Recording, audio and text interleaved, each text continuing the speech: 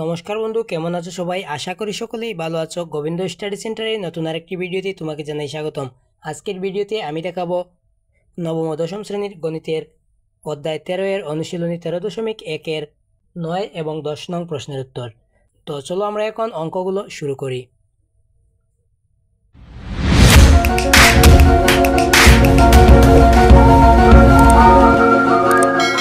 9 নং প্রশ্নে বলেছে 1 + 3 + 5 + 7 ... ধারাটির n সংখ্যক পদের সমষ্টি কত?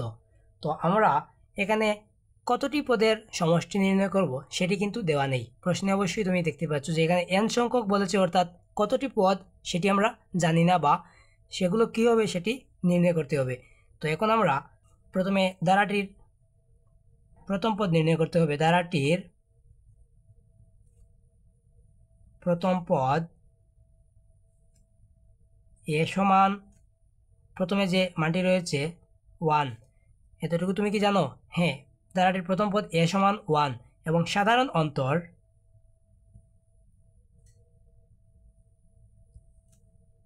ডি সমান 3 - 1। এখানে 3 - 1 কেন হলো তুমি যদি না জেনে থাকো তাহলে পূর্বের ভিডিওগুলো অবশ্যই তুমি দেখে আসো। তো এখানে দ্বিতীয় পদ থেকে প্রথম পদ মাইনাস করলে যে মানটি হয় সেটি হচ্ছে আমাদের ডি এর মান বা সাধারণ অন্তর। তো এখানে সাধারণ অন্তর হবে 2।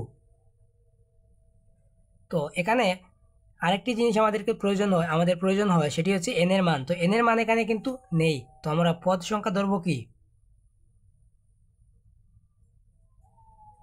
পদ সংখ্যা সমান এন। তো এবার আমরা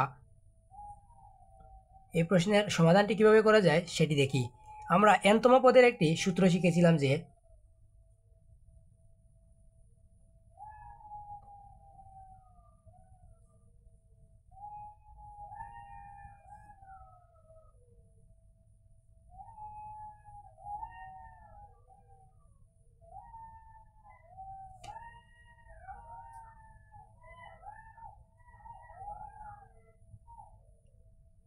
সমান্তর ধারার n সংখ্যক পদের সমষ্টি Sn equal n/2 2a plus n-1 into D.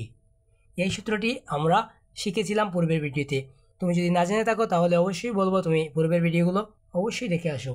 তো এখন আমরা এই n এর মান কি জানি? n এর মান কিন্তু আমরা জানি না। তো এবার লিখব n/2 2 এবং এর মান কিন্তু আমরা এখানে পেয়েছি যে এর মান কত 1 প্লাস n এর মান কি জানি? n এর মান জানি না, -1। ডি এর মান কিন্তু আমরা পেয়েছিলাম 2। তো এবার আমি আবার লিখব n/2। এবার 2 এর সাথে 1কে গুণ করলে আনসার হয় 2। একটি ব্র্যাকেট আমি এখন তুলে নেব। তো এবার 2 এর সাথে 1কে গুণ করায় 2 হয়েছে, কিন্তু প্লাস রয়েছে, এবং n এর সাথে 2কে গুণ করলে হয় 2n। এবার 1 এর সাথে যদি আমি 2কে গুণ করি হয় -2। তো এখানে রয়েছে +2 এবং এখানে রয়েছে -2। তো এবার যদি আমি লিখি যে n/2 এবং এখানে রয়েছে +2 এবং এখানে রয়েছে -2, +2 এবং -2 কী হয়? কাটাকাটি যায়। কী হয়? কাটাকাটি যায়। তো এখানে রয়েছে 2n। তো এখানে রয়েছে 2 এবং এখানে রয়েছে 2। এখানে 2 এবং এই 2 কাটাকাটি গেলে আমাদের আনসার থাকে কি? শুধু n ইন্টু n, অর্থাৎ n ইন্টু n হয় n স্কোয়ার।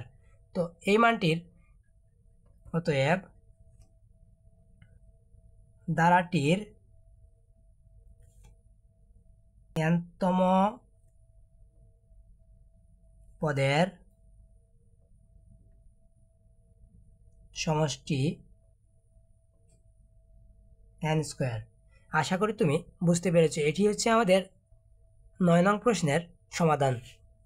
তো এবার চলো আমরা 10 নং প্রশ্নের সমাধানটি দেখি। তো এখন চলো আমি 10 নং প্রশ্নের সমাধানটি দেখাই। এখানে আমি লিখে রেখেছি ধারাটির প্রথম পদ 8, এখানে রয়েছে 8, এবং ধারাটির সাধারণ অন্তর অর্থাৎ দ্বিতীয় পদ থেকে প্রথম পদ মাইনাস করলেও আমরা পাই 8।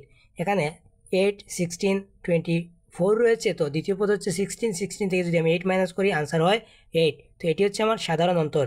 কিন্তু প্রথম যে 9 নং প্রশ্নে ছিল, 9 নং প্রশ্নটি বলেছিল n সংখ্যক পদ। 9 নং প্রশ্নে কি বলেছিল? n সংখ্যক পদের সমষ্টি, কিন্তু এখানে বলে দিয়েছে যে প্রথম 9টি পদের সমষ্টি নির্ণয় করতে হবে। তো আমি এখানে লিখে রেখেছি যে পদ সংখ্যা n সমান 9। তো এবার এই সূত্রটির মাধ্যমে খুব সহজেই আমরা এই 9টি পদের সমষ্টি নির্ণয় করতে পারবো। তো এটি হচ্ছে n সংখ্যক পদের জন্য, অর্থাৎ n সংখ্যক পদের সূত্র। তো আমরা n এর মান এখন পেয়েছি না, n এর মান পেয়েছি, n এর মান হচ্ছে 9। তো এখানে লিখব 9/2, 2 এর স্থানে আমি লিখব 8 প্লাস n এর মান তো পেয়েছি, n এর মান কত পেয়েছি 9 -1 এবং d এর মানও পেয়েছি 8। আশা করি তুমি খুব সহজেই বুঝতে পেরেছো।